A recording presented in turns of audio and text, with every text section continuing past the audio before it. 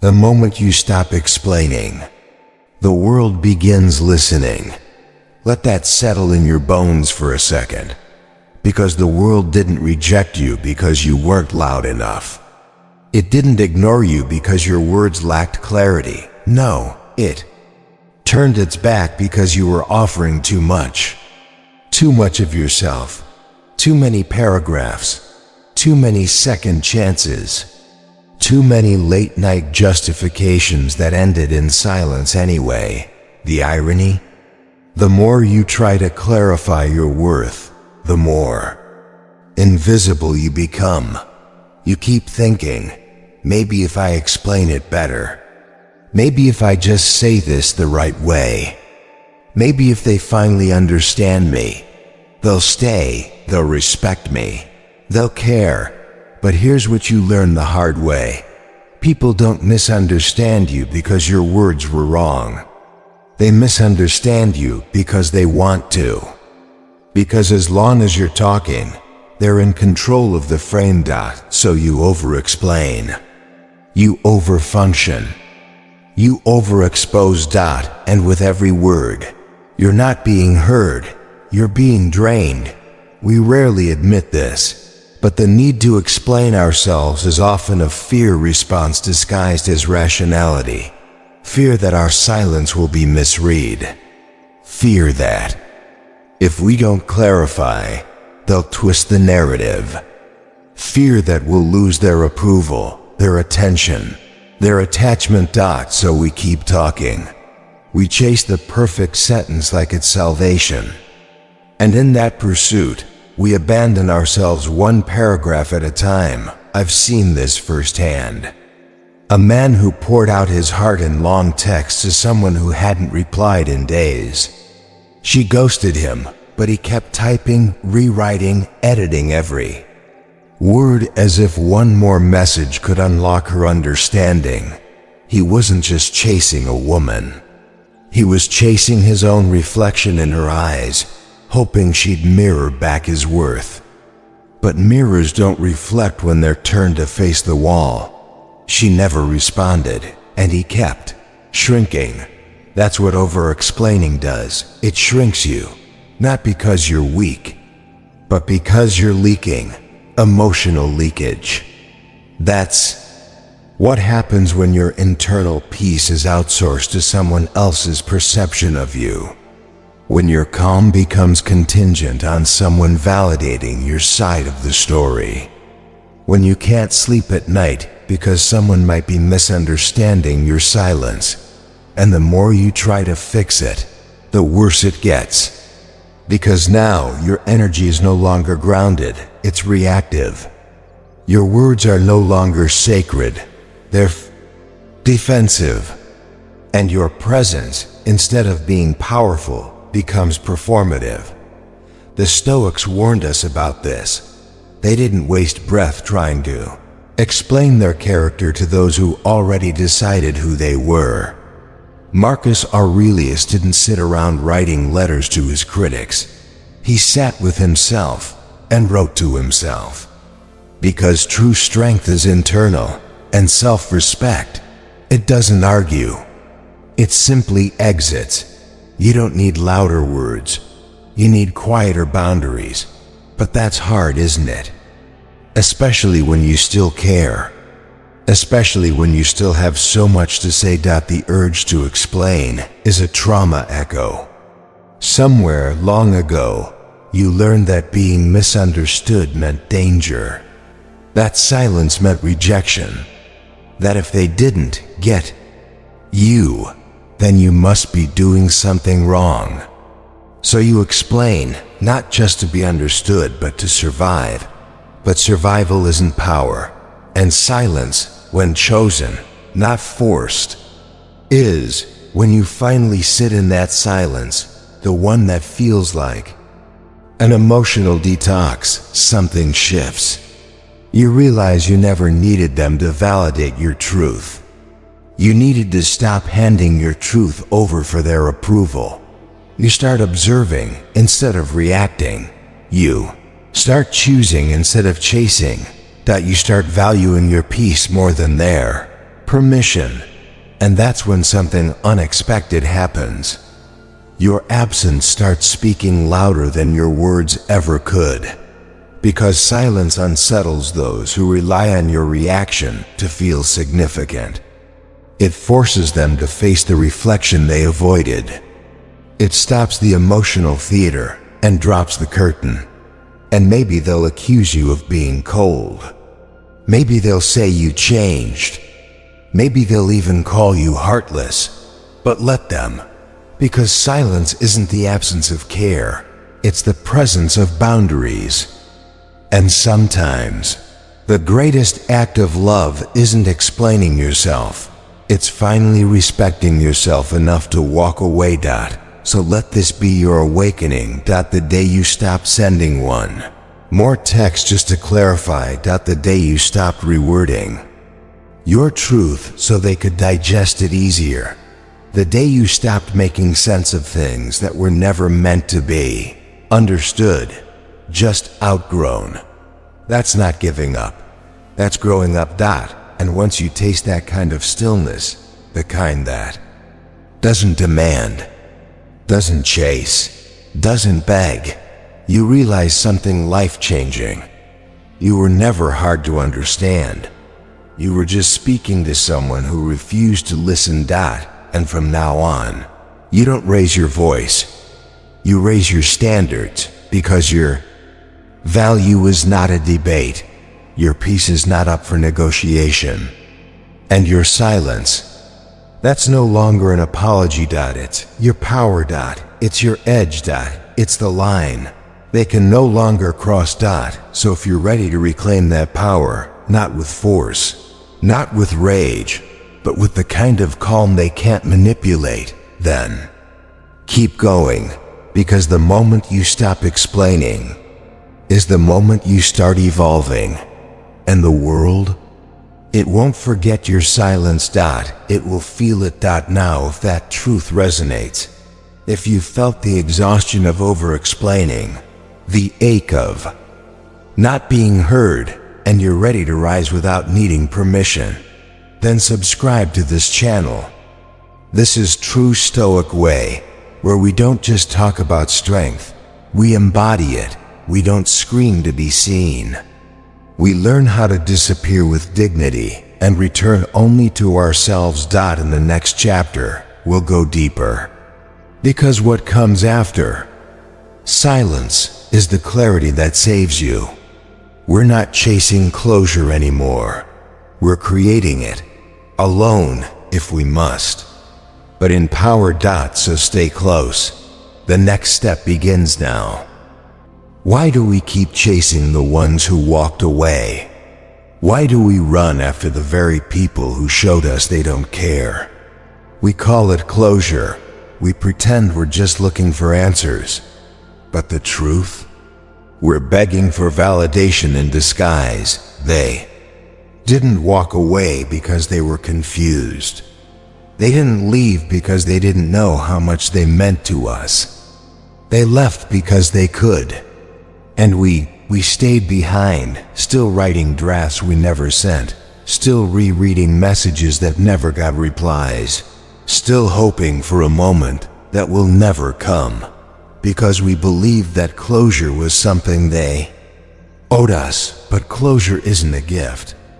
It's not an apology wrapped in kindness. It's not a final conversation where they finally admit they were wrong. No, closure is not something they give.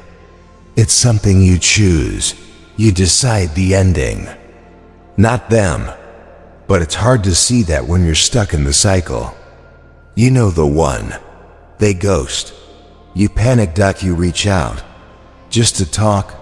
Just to understand. Just to clear the air. They ignore you again. Or worse, they breadcrumb you. A half-hearted reply. A vague excuse.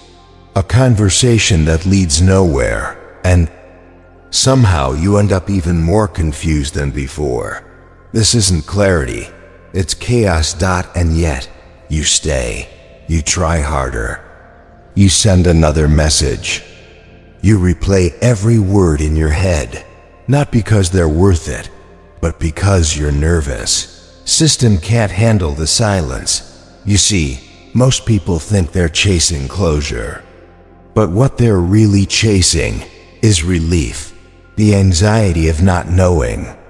The ache of being misunderstood. The fear that maybe, just maybe, you did something wrong. And so you trade your dignity for a chance to feel safe again.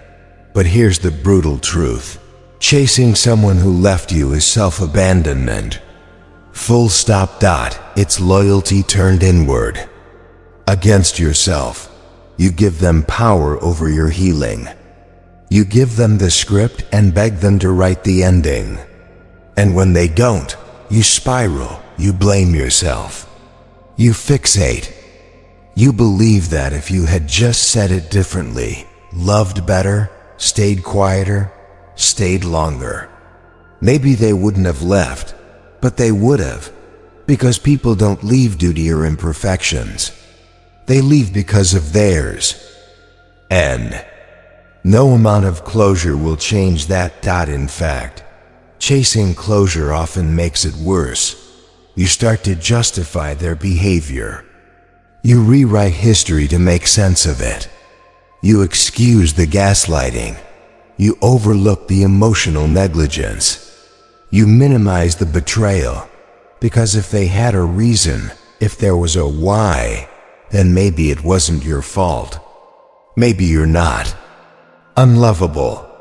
Maybe they didn't mean to hurt you, but let's be honest. They knew. They just didn't care enough to explain. And the more you ask, the less they respect you. Not because you're weak, but because you've given them what they know. Longer deserve your vulnerability, and they use it. Whether consciously or not, they feed off your confusion. Your need for answers gives them a sense of control. Every message you send becomes another reminder that they still have emotional real. A state in your mind. That's not healing. That's entrapment. And the worst part? You call it love. You mistake it for hope. But it's not hope. It's a trauma loop.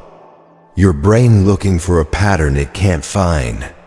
Your heart replaying a story that never had a proper ending. But what if you stopped needing one? What if you stopped giving them the pen? What if you chose to end the story without their permission? Because real closure isn't a conversation, it's a decision. It's saying, I deserved better. And I won't keep bleeding to prove it. I know that's hard. It feels incomplete. It feels unfair. But not everything broken needs to be fixed with words. Sometimes the most powerful repair is distance. Let's look at what really happens when you beg for closure. 1. They ghost, cheat, or exit with emotional immaturity. 2. You seek answers. 3. They respond with silence, gaslighting, or ambiguity. 4. You feel humiliated, powerless, and confused. Why? Because you placed your healing in the hands of the person who broke you, and you expected them to hold it gently. But how could they? If they were capable of caring for your heart, they wouldn't have heard it in the first place. That's why chasing closure is betrayal. Not theirs. Yours. You abandoned yourself trying to get someone to acknowledge your pain. You ignored your instincts just to hear words you already knew weren't coming. You didn't need more clarity. You needed boundaries. You didn't need them. To say, I'm sorry. You needed to say, no more. You didn't need their honesty. You needed your own. Because the truth is, some wounds don't need conversation. They need silence. Some endings don't need permission. They need peace. And some people don't deserve your final message. They deserve your absence. You are not hard to love. You were just trying to be loved by someone emotionally unavailable. And now that you see it, you stop explaining, that you stop justifying, you stop writing unsent letters in your mind. They didn't break you. You broke yourself trying to fix them. But that stops here, because from this moment forward, closure is no longer something you chase. It's something you create in silence, in dignity, and in the choice to walk away when there's nothing left to explain. The moment you chase, you abandon the throne. You trade the crown of self-respect for the illusion of connection. You step down from your own worth, only to kneel at the feet of someone who never earned your presence in the first place. It doesn't feel that way though. In the moment, it feels like love. It feels like loyalty, like you're fighting for something meaningful. But what you're really doing, without realizing, is inverting the power.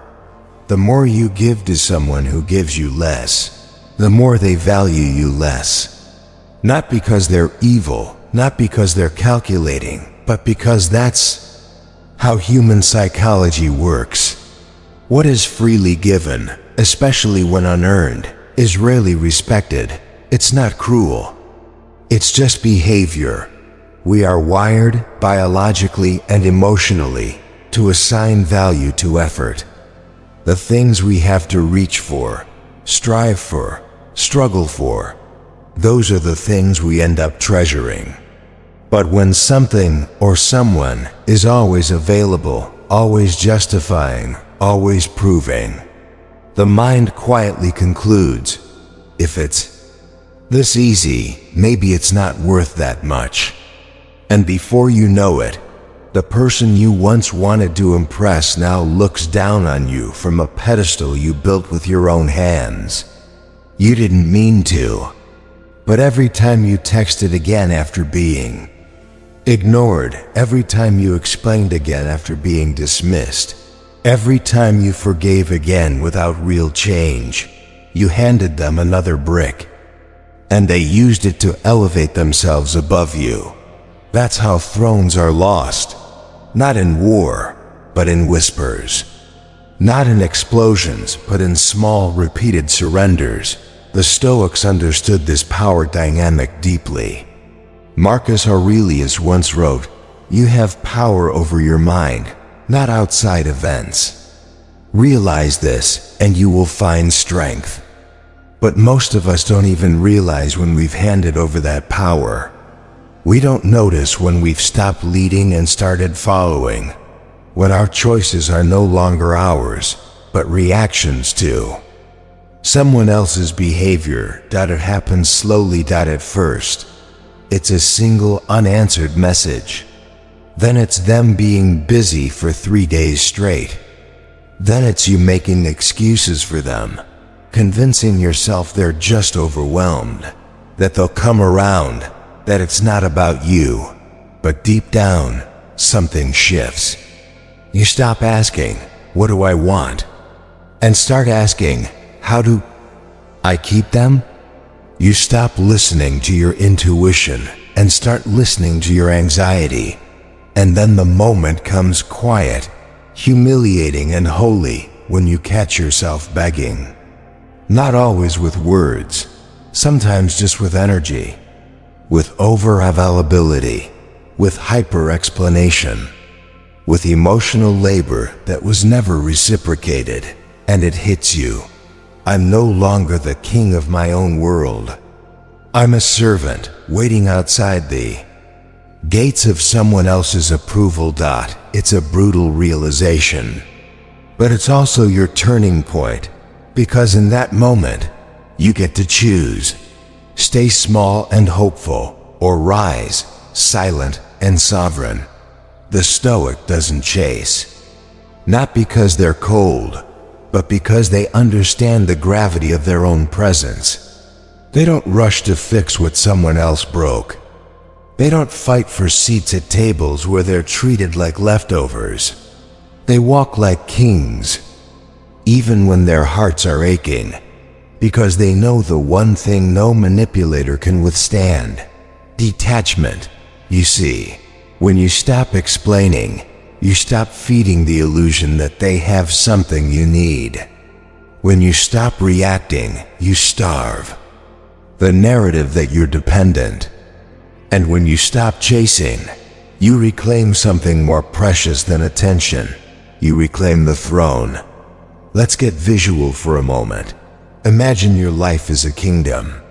When you chase, you step off the throne, walk down the marble steps, leave the castle, and stand at the gate of someone else's fortress, knocking, pleading, hoping they'll open up and invite you in. But they're not kings. They're not queens. They're wanderers in your world, and somehow you made them gods. That ends now, because the truth is, when you sit back on the throne, not with arrogance, but with clarity, everything begins to change. The world treats you the way you treat yourself. The moment you stop chasing people is the moment they start wondering why. And the moment you become quiet is the moment they start listening. Not because your silence is loud, but because your presence was never meant to beg in the first place. When you embody the Stoic principle that your peace is your responsibility, and your worth is not a debate, you become unshakable. It's not about games. It's about gravity. When you know who you are, you don't have to prove it. You don't have to overperform to be chosen. You don't have to convince anyone to stay, because anyone who requires your performance to feel your value is already blind to it. It's a paradox, yes. The more you give without receiving, the more you're devalued. The more you try to be enough, the more they believe you're not. And that's the cycle the Stoic breaks. They don't react to disrespect. They don't explain away betrayal. They don't negotiate with indifference. They simply return to themselves, fully, silently, powerfully. And the silence that follows isn't empty. It's sacred. It's the kind of silence that makes people uncomfortable. The kind that echoes louder than any speech. The kind that doesn't seek revenge, but resets the power dynamic without saying a word. That's not pettiness. That's principle. And if you've been kneeling at someone's gate for far too long, hoping they'll see your worth, hear your pain, validate your presence, then maybe it's time to walk away from that gate and turn back toward your own kingdom, because you never needed their apology. You needed your authority. You never needed their closure. You needed your crown. And if you're done kneeling at someone's door while your throne collects dust, then stay with this channel. This is True Stoic Way, where we don't chase peace, we protect it. Where we don't beg to be chosen, we choose ourselves. Where we don't react to the noise, we become the silence that outlasts it all. In the next part of this journey, you'll learn why silence isn't passive, it's presence. And why your stillness is the one thing they never saw coming and can never control. Let's keep going. There is a particular kind of pain that doesn't leave bruises or scars, yet it lingers in the most intimate corners of the soul. The kind that arrives in the form of silence after a message has been read, but not answered. After presence has been replaced with absence, and after a connection you once breathed life into disappears without so much as a goodbye. Being ghosted is not just about being ignored. It's about being erased, dismissed without ceremony, like your existence became inconvenient for someone who once claimed to care. It's a sudden vanishing, an unexplained absence that feels louder than any argument, any betrayal, any final word ever could. And the mind, desperate for patterns, for reasons, for narrative symmetry, begins to spiral into self-blame and speculation. You start wondering what you said wrong, what you should have done differently, where you failed to meet an invisible expectation. And as your mind circles, the urge begins to grow. Maybe I should send one more message. Just one. Just to ask if they're okay. Just to say I didn't mean to hurt them. Just to understand why. But deep down, you already know what that last message is. It's not an act of love. It's not a stand for truth. It's a final attempt to pull dignity from a moment that already stripped it from you. You're not texting them to heal. You're texting them because your nervous system can't sit in uncertainty. And that's what silence teaches, not just about others, but about yourself. Because when someone ghosts you, they are not saying you are worthless. What they are truly saying is, I'm not emotionally mature enough to face what I've created. So I'll vanish, hoping the silence will speak for me. And in that vacuum, it does. It says everything about them and gives you the opportunity to say something louder without ever saying a word. You let your silence speak. You let it echo. You let it become your boundary, your dignity, your armor. It's not revenge. It's rebirth. You are not seeking to punish them by saying nothing. You are preserving yourself by choosing not to speak where you were never heard to begin with. There are two types of people in this world: those who panic when misunderstood, and those who stay calm knowing that real ones will always ask. The first group lives in reaction. They overexplain, overshare, and perform emotional gymnastics just to make sure no one misreads their silence. The second group lives in principle. They understand that people who care will clarify, not assume. That those who respect you will lean in when things get quiet, not disappear. The truth is, people committed to misunderstanding, you will always find a way to twist your words. They'll project, assume, fill in the blanks with whatever story lets them avoid their own accountability.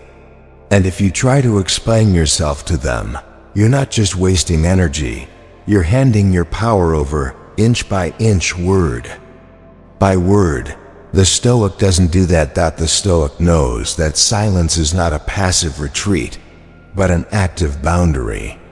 It's not an empty void, but a deeply intentional presence.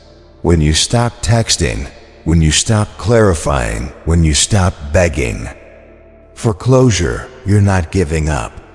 You're stepping into a new identity. One where your peace is no longer contingent on another person's reply. One where your dignity is no longer up for negotiation. Silence is power because it reveals everything. It shows you who checks in. It shows you who fills in the blanks with kindness and who fills them with blame. It shows you who was there because they valued your presence, and who only stayed as long as you were performing emotional labor for them. And perhaps most importantly, it shows you who you are without them. Because when you stop speaking into an empty void, you start hearing your own voice again. You begin to remember that you never needed to be understood by someone who never listened in the first place. You start realizing that the absence of their words is not a tragedy, it's clarity.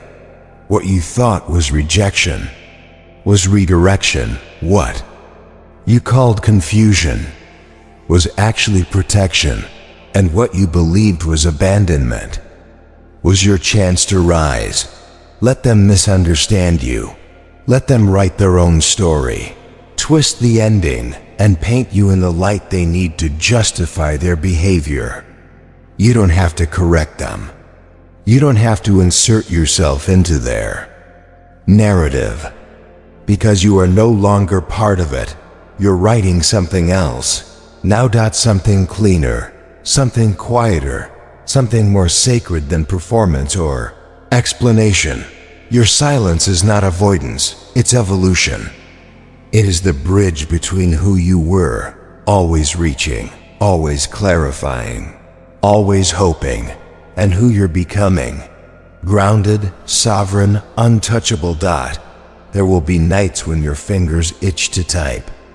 There will be mornings when you wake up hoping for a message that never comes. There will be quiet moments when your mind tries to convince you that one last message will make it all make sense, but you already know it won't, because the person who disappears without a word has already told you everything you needed to know. And now it's your turn to respond. Not with texts, not with explanations, but with silence, the kind that heals you, terrifies them, and builds a foundation no one else can shake. This is not the end. This is the beginning of you no longer needing to be heard in places that refuse to listen.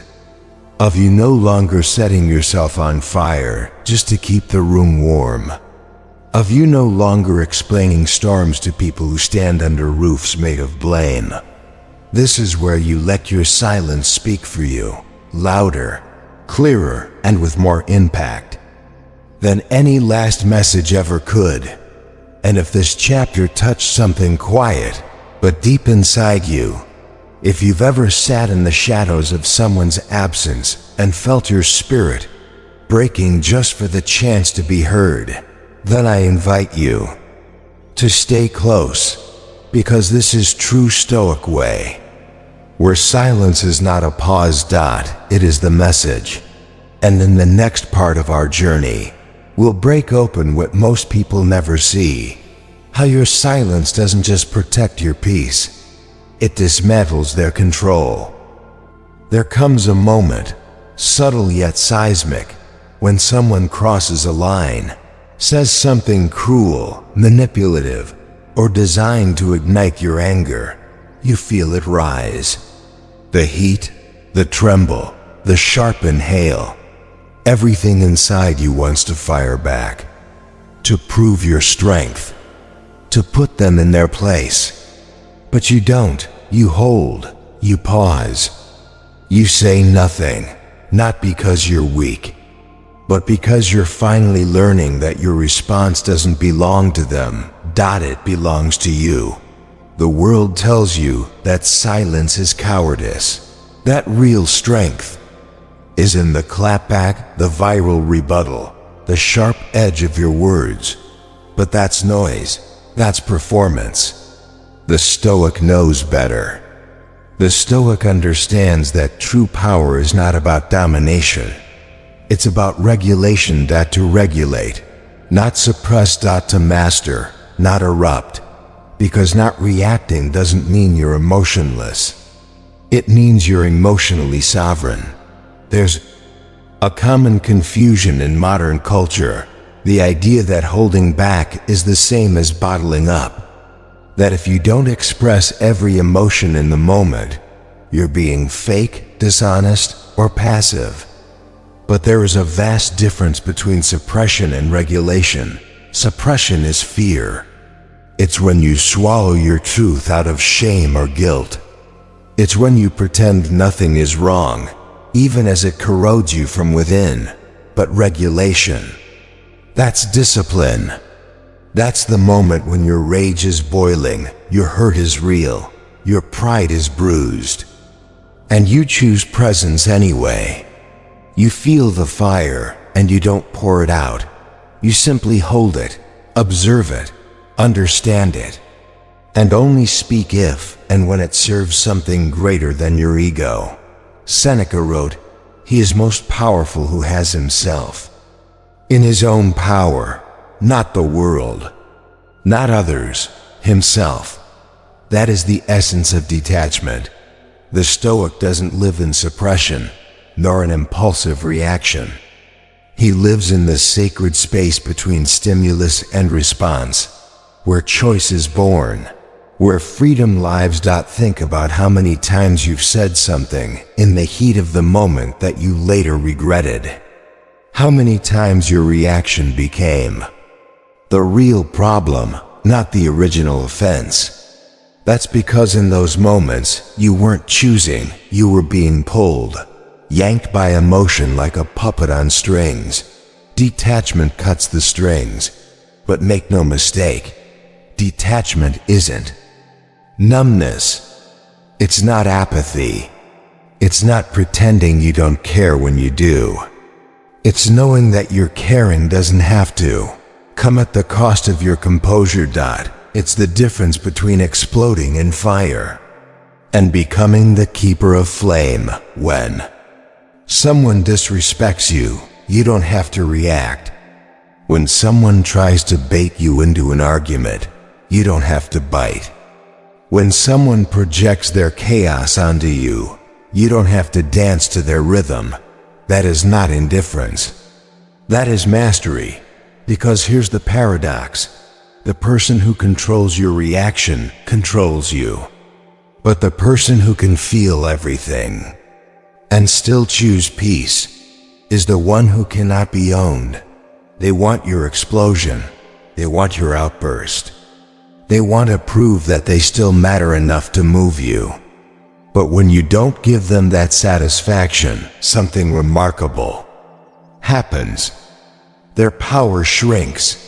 Their relevance fades, and your silence becomes a fortress. You don't need to correct every lie. You don't need to win every argument.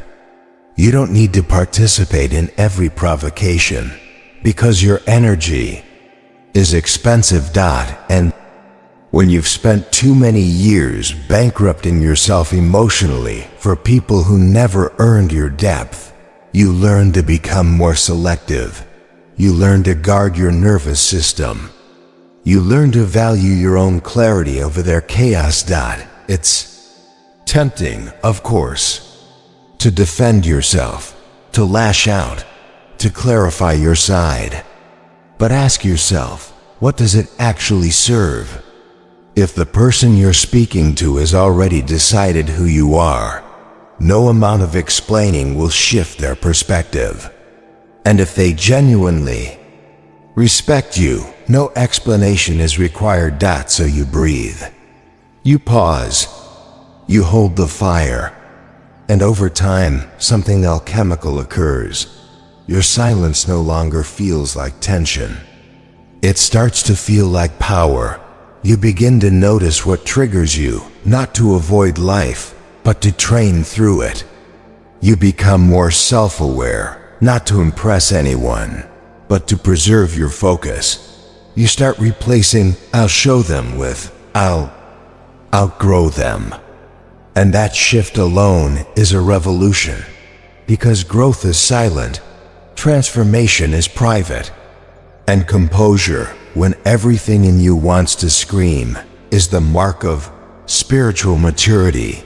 You don't suppress the fire, you become the master of its flame. And if that's the kind of power you're ready to walk in, the kind that doesn't roar, doesn't flinch, doesn't chase chaos to feel seen, then you're already on the path.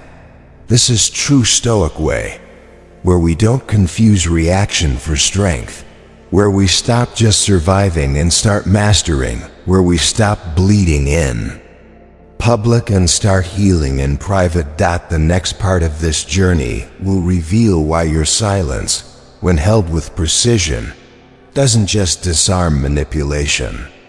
It dismantles it completely. So stay grounded, stay clear, and walk with me into the next step of the discipline. Where emotion is no longer a leash, it's a weapon you no longer hand to anyone else.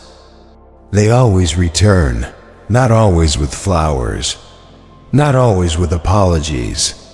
Often, they come cloaked in silence, in curiosity, in carefully timed accidents. A like on an old photo, a casual text saying, "Just thought of you today," or A message sent late at night with no real content, just enough to reawaken the connection. But make no mistake, they're not returning because they miss you. They're returning because they miss the version of themselves that had control over you. The one who could ignore you and know you'd reach out. The one who could disrespect you and expect your forgiveness, not the one who never feared losing access to your presence because you gave it so freely. And now that you're gone, truly gone, now that you've gone quiet, centered, still, that absence haunts them more than they're willing to admit. This phenomenon has a name. In psychology, it's called hoovering, a reference to the vacuum cleaner, because that's exactly what it is. A tactic designed to suck you back in, not to reconnect, not to reconcile, but to reclaim emotional dominance. You may think it's harmless, a message, a like, a comment, but it's not about the action, it's about the intention behind it. Because those who ghosted you, betrayed you, manipulated your boundaries, they rarely return with humility. They return with curiosity. They want to know if they still matter, if they still have power, if you're still waiting. And they test. Quietly, subtly, deliberately, you'll recognize it. A message that says, "I miss you," but never acknowledges the pain they caused. A request to catch up, delivered casually, as if nothing happened. A follow on your new profile, as if to say, "I see you've changed, but are you still mine?" A conversation laced with nostalgia, designed to make you question whether you overreacted. A sudden interest in your life after a long season of absence, framed as curiosity but driven by control. These are not acts of love. These are signals, probes, a quiet scan of your emotional defenses. And if you're not grounded, if you haven't built your walls from within, it's easy to romanticize their return, to confuse attention for change, to mistake interest for remorse. But the Stoic sees through it. The Stoic does not interpret noise as meaning. The Stoic understands that true change does not come wrapped in "I miss you." It comes in consistent, accountable action. And when that is missing, the only response is stillness. You don't react. You don't correct. You don't rush to respond just because they finally remembered your name. Because you don't owe them a reply. You owe yourself peace. You spent too long explaining, clarifying, waiting, hoping. You drained yourself trying to make someone stay who had already left emotionally.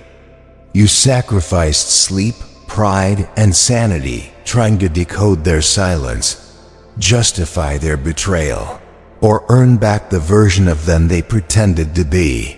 You bled in their silence, and now that you've begun to heal in your own, the most dangerous thing you could do is reopen the wound just because they knocked. Healing is sacred. It is not a door you leave open for nostalgia. It is not a conversation you resume for comfort. It is not a performance you repeat because someone showed up late to the theater. Their return is not a sign. It's a test, and how you respond defines everything. You don't respond to their message. You respond to your own growth. You listen, not to their words, but to the feeling they once buried in you. The anxiety, the confusion, the loss of self. And if that feeling returns the moment they reappear, you already have your answer. They are not back because they respect you. They are back because you stopped chasing. And to the manipulator, your stillness is deafening. Because when you don't react, when you don't flinch, when you don't even blink, they lose access to the only currency they ever truly cared about, your emotional availability. They can't argue with your silence. They can't guilt-trip your composure. They can't manipulate your detachment. And for the first time, they are forced to face themselves in the mirror of your absence and see not the victim they tried to be, but the role they actually played. So you remain still, not because you feel nothing, but because you've finally learned that feeling. Everything doesn't mean acting on anything. You stay silent, not out of fear, but out of discipline. You hold your peace, not to punish them, but to protect yourself, because the real evolution is not about never being tempted. It's about standing in temptation and choosing stillness anyway. And if that's where you are now, standing at the edge of old patterns, hearing the knock of someone who once shattered you, feeling that old familiar ache in your chest, but knowing you've come too far to fall for it again, then you are not weak, you are winning, because what you do next is everything. And if you need a voice to remind you that silence is strength, that peace is your right, that your stillness is your power, then you're already home. This is true Stoic way, where we don't run in circles for closure, don't reopen doors to chaos, and don't mistake attention for transformation.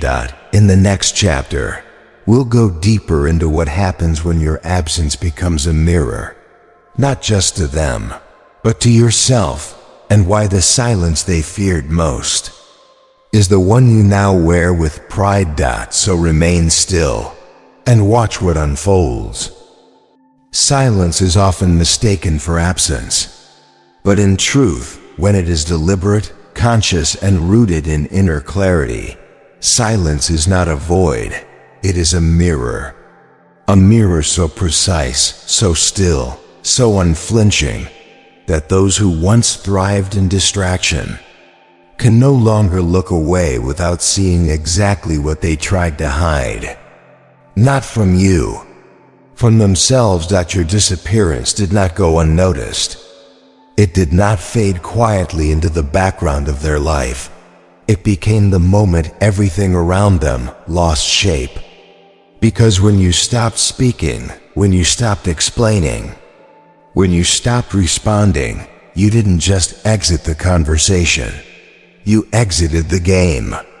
And without someone to blame, deflect, or perform for, they were left alone with a reflection they never wanted to face. That's what your silence does, not it?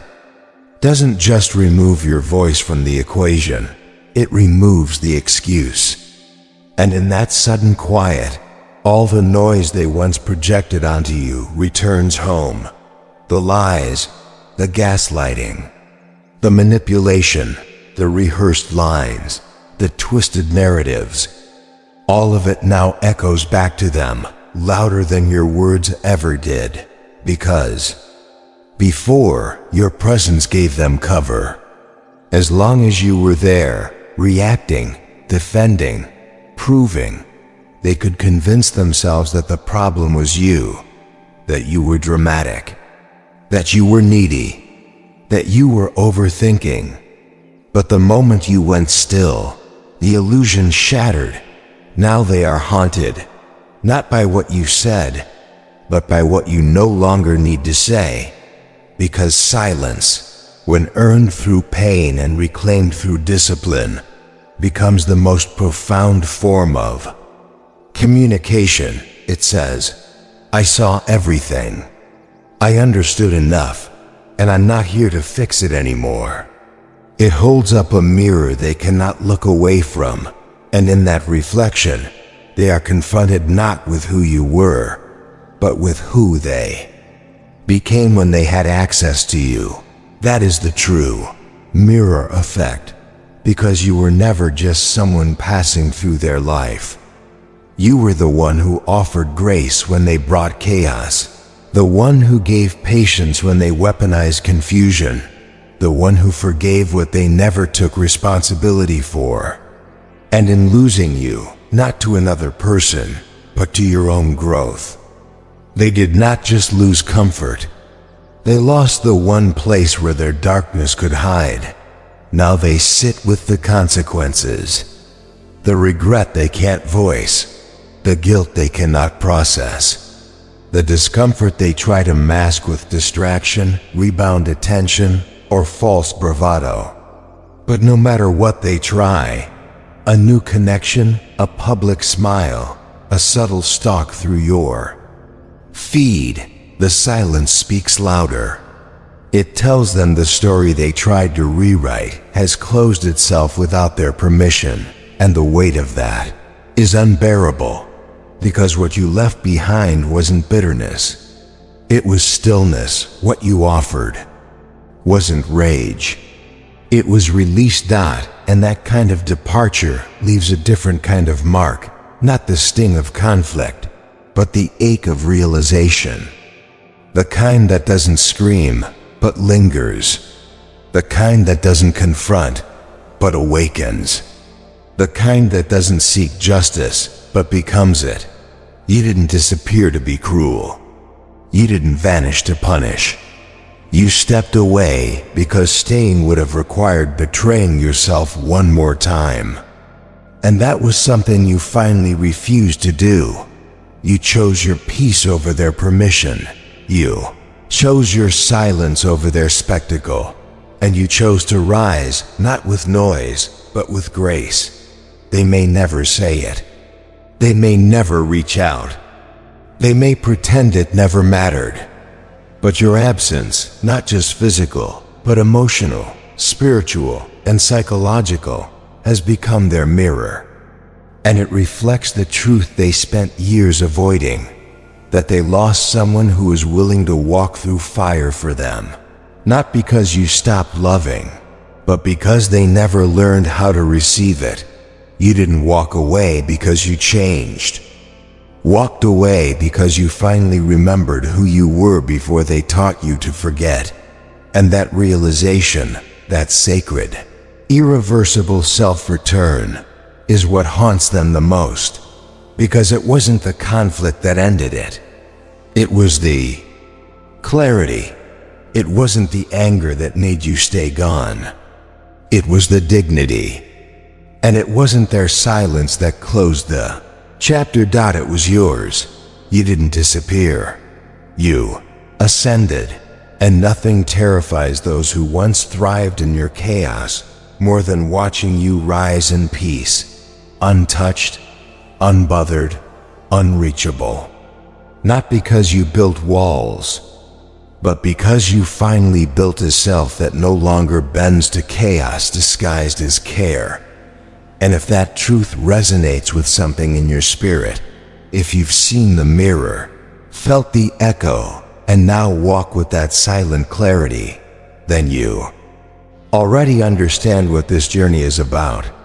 Here, in true Stoic way, we don't chase closure, we become it. We don't seek understanding from those who misused our presence. We create distance that protects our purpose. And in the next part of this path, we'll show exactly how to handle their return, not with performance, but with quiet power that speaks for itself. Because silence wasn't your end. It was your elevation. They always come back differently. This time, they use softer words. Their tone has changed. They speak slower, more carefully, with pauses that weren't there before. They say they've been thinking, that they've grown, that they miss your energy, your warmth, your loyalty, as if those things were just decorations, not the foundations of what they once shattered. They don't come back with accountability. They come back with nostalgia. And because your heart still remembers, it trembles. Not because you believe them, but because you once wanted to. And that part of you, the part that still mourns what never fully happened, leans in, just for a moment, But here is where the test begins, not for them, for you. Because what returns is not just a person, it is a pattern wearing new clothes. And no matter how carefully disguised, no matter how polished the apology, no matter how timed the reappearance, energy does not lie.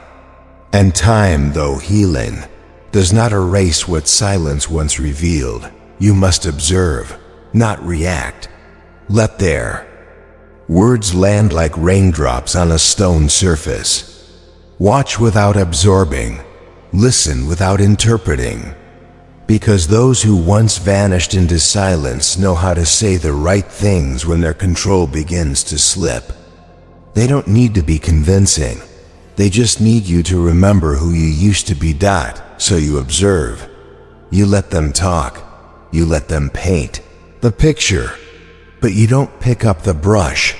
You don't fill in the blanks for them. You don't rescue the connection from their hands again. Because if they have changed, they will show it in what they do when you no longer rush to rebuild for them. Then you detach, not with resentment, but with clarity. Because closure is not an invitation. Forgiveness is not a revolving door. And your healing was not a performance they get to review. Detachment doesn't mean you don't care. It means you care deeply enough about your inner peace to stop assigning it to someone who once trampled it. And when they try to rewrite the past, when they tell you it wasn't that bad, or you misunderstood, or I just wasn't in the right place, you don't correct them. You don't defend your memory. You don't relitigate the wounds just to prove they happened. Because you know they did. They know it. And if they truly respected you, they would never ask you to forget what cost you everything, just so they could feel welcome again. So you stay elevated. You smile. Perhaps you respond with grace maybe, but you do not descend back into the arena where your soul once bled to entertain their confusion. You don't match their energy. You maintain your own, because elevation is not pride, it is preservation. You are not angry. You are not cold. You are not bitter. You are simply no longer available in the ways you once were. And that is the final door they cannot walk through. They may bring gifts. They may bring apologies.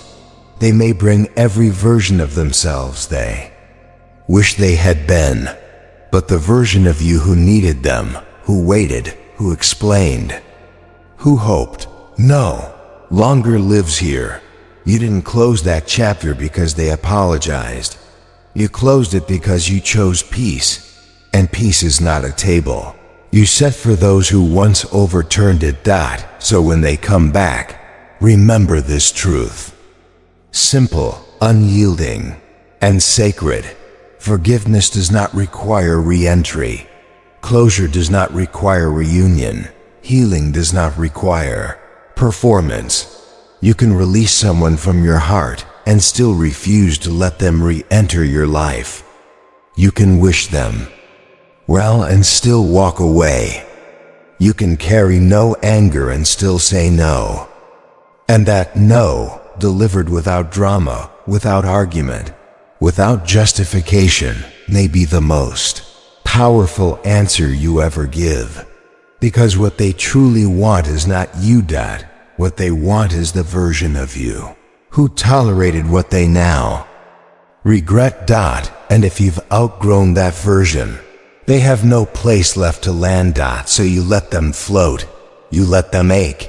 You let them learn what silence feels like after a storm they created. And if you ever feel tempted, even for a moment, to unlock the door again, ask yourself one question. Why would you invite back someone who left you bleeding outside of it? You survived that night. You healed those wounds.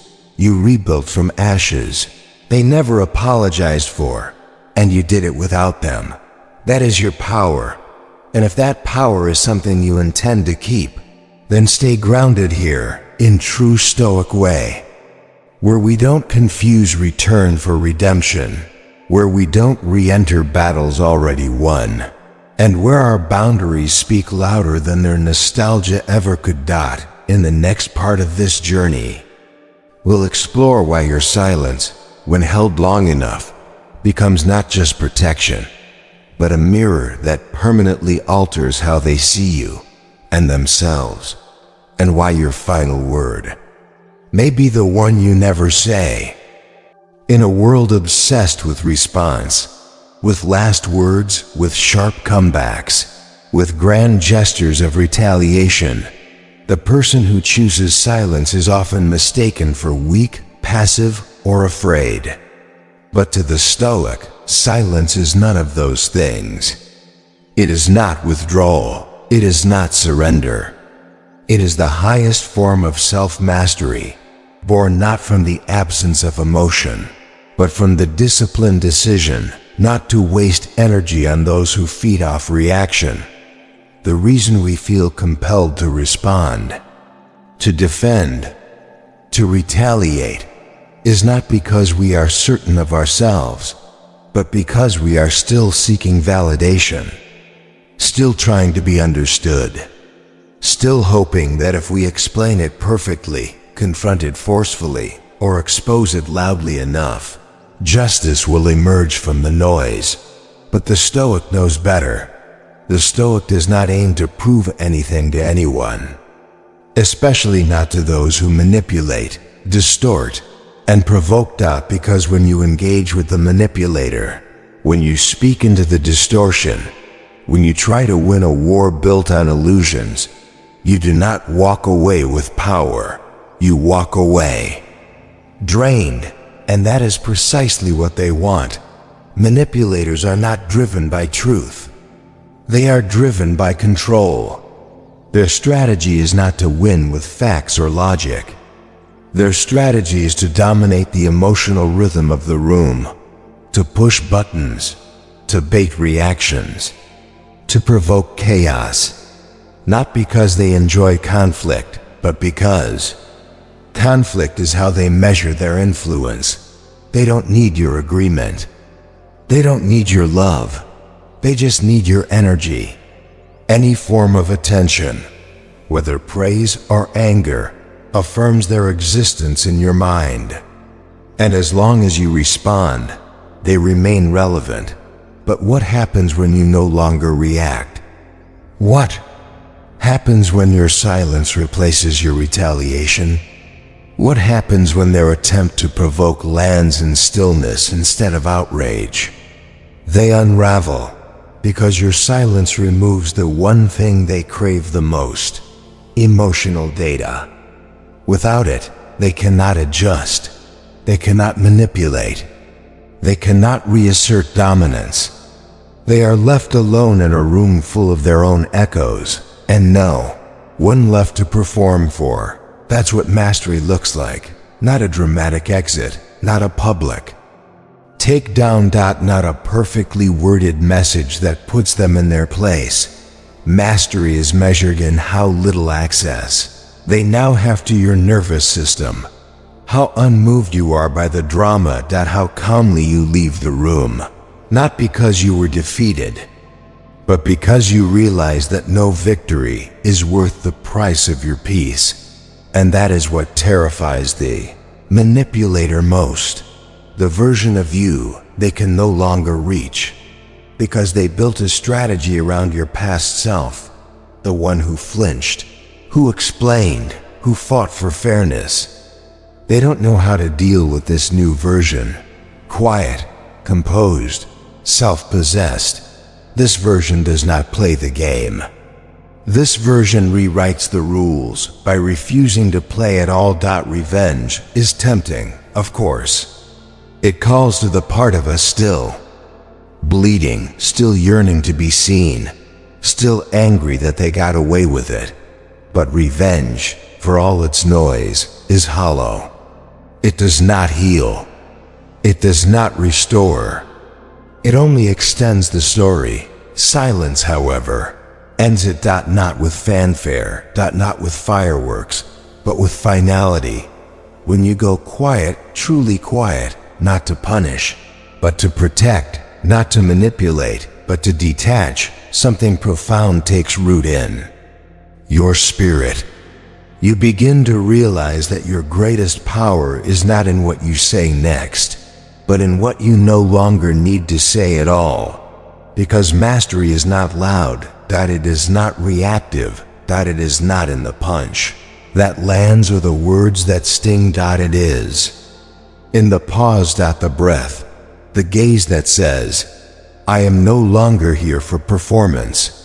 I am here for peace. So let them say what they will. Let them rewrite the story in their favor. Let them seek new stages, new audiences, new victims for their drama. You do not need to follow. You do not need to correct. You do not need to chase vindication through noise, because the most devastating answer you can ever give is silence. They cannot decode. It will haunt them more than any argument. It will expose them more than any truth, and it will protect you in ways no confrontation ever could. Revenge is noisy. Mastery is quiet. You are the closure, not the message they never sent, not the apology they withheld, not the explanation they promised but never delivered. You are the full stop, the final chapter, the clean ending in a world that romanticizes unfinished business. You are the decision that ends the spiral, the boundary that breaks the cycle, the silence that settles what their words never could.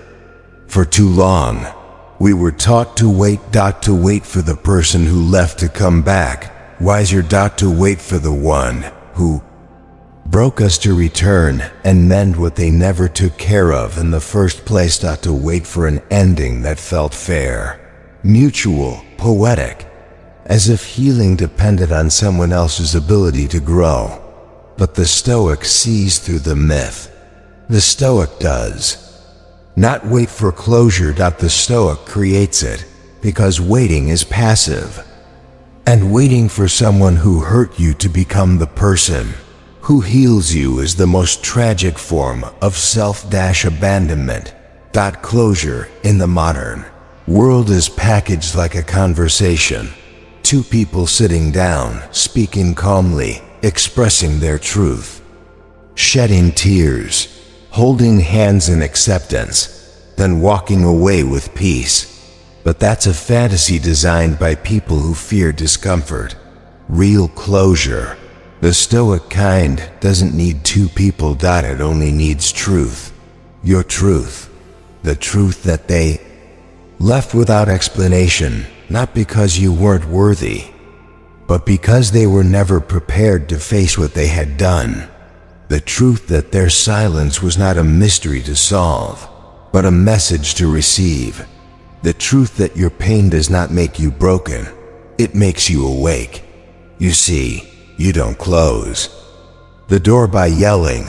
You don't close it by demanding answers, by throwing back everything they did, by forcing them to acknowledge your worth. You close it by becoming something they can no longer reach. You close it when you stop performing for a witness, when you stop writing drafts you'll never send, when you stop waiting for the past to rewrite itself. That's Stoic closure. It's not dramatic. It's not cinematic. It's a quiet, uncheckable decision made alone. Often in the dark, when you finally realize that your healing is your responsibility, and no one else has the power to complete a chapter they were never willing to write with. Integrity. You stop needing them to validate your pain. You stop checking if they've moved on. You stop wondering if they ever loved you, because whether they did or didn't no longer determines how deeply you love yourself. And that's the turning point. The moment you stop looking back, the moment you stop hoping they'll understand, the moment you finally say, not to them, but to yourself, I'm done. Not bitter. Not resentful. Just done. That's the kind of closure they can't manipulate. The kind they don't expect. The kind they feel long after they pretend to forget you. Because when you walk away in silence, without drama, without spectacle, without begging for recognition, something happens that no form of revenge could ever replicate. You become the door they can never open. Again. Not because you're guarded, but because you're no longer shaped by the need to be let in. Longer wait at thresholds where love once felt like permission. You no longer seek comfort from the same place that once set fire to your peace. And you no longer ask people who hurt you to heal you. You've grown beyond the chapter. You've outlived the apology. You've surpassed the pattern, and that quiet, the one they now feel when they think of you. That's not silence. That's your power. So let them talk. Let them twist it. Let them romanticize the version of you who tolerated less than you deserved. Because they will. But you don't respond. You don't defend. You don't return. You've already written your final line, not with words, but with distance. And now you walk not through the door, but as the door itself. And if that truth ignites something deep within you, if you're done waiting, done explaining, done shrinking for someone else's comfort, then you are exactly where you need to be. This is true Stoic way, where we don't chase closure. We embody it. Where we don't return to chaos.